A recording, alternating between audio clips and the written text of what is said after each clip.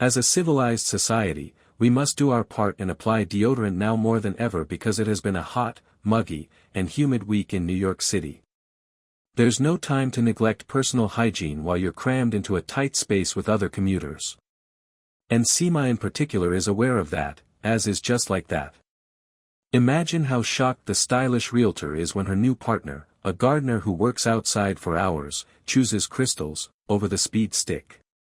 Speaking of unhealthy habits, Miranda, a recovered alcoholic, entertains the notion of taking up alcohol once more. In addition, Lisa is always flirting with her coworker. Days after his surgery, Harry is recuperating in bed, and Lisa shares Charlotte's sex dream with her editor Marion. She had a dream last night that he tore off her bodice, at a farm. According to Charlotte's theory, it simply indicates that the two have a strong working relationship. When Charlotte gets to work at the gallery, she assists in putting together a brand new display that features a messy bed with a variety of obscene accessories, such as a used condom that is filled with semen. She goes on to explain to her coworkers that this piece of art pays homage to the 1980s, a time before Lena Dunham when women were praised for being messy. Charlotte, may I recommend Too Much, Dunham's new series? Aidan is back to Carrie's place, and he's prepared for a longer stay than normal. Carrie dedicates a tiny closet to his possessions, which he will share with her feline.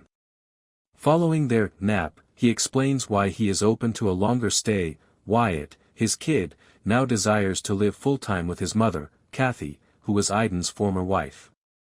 Since his other son, Homer, is staying with a cousin, Aidan has been by himself at home, wondering how he got into this predicament. In bed with Adam, Seema is having a lot more fun than her friends. Charlotte and the attractive gardener are giddy with laughter as they finally head home together after last week's birthday celebration. Even worse, he presses his face against her armpit, making Seema giggling uncontrollably. However, Seema begins to view Adam differently once they go out to dinner later. They both laugh at the ridiculous scene, for different reasons, when they observe a woman applying deodorant at a nearby table.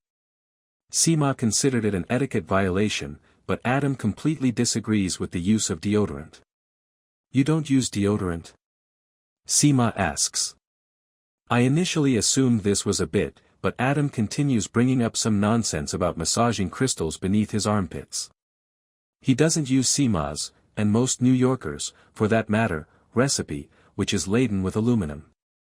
When Adam signs the check and she finds out that his last name is Karma, she becomes even more shocked.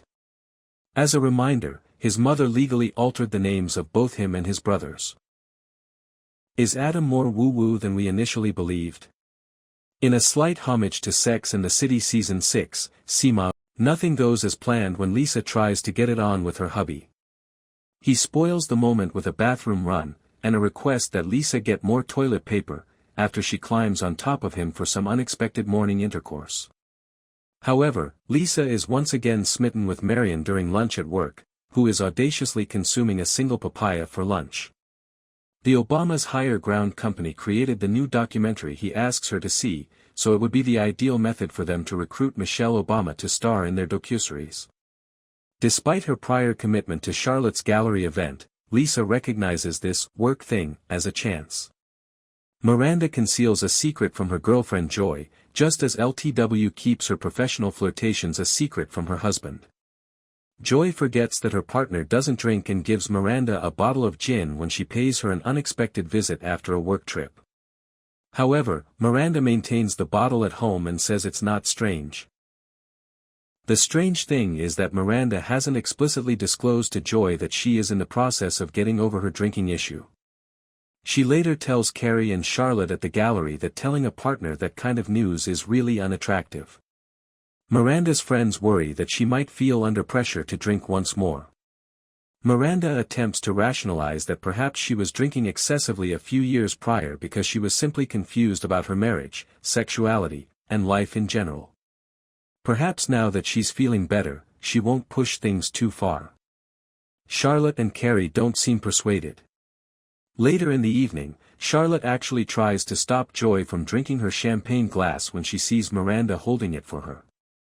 However, her vertigo takes over and she falls into the mattress that is on exhibit, next to the naked performance artist who is laying face down on the sheets. The condom adheres to her arm, which is even worse. At the gallery, too.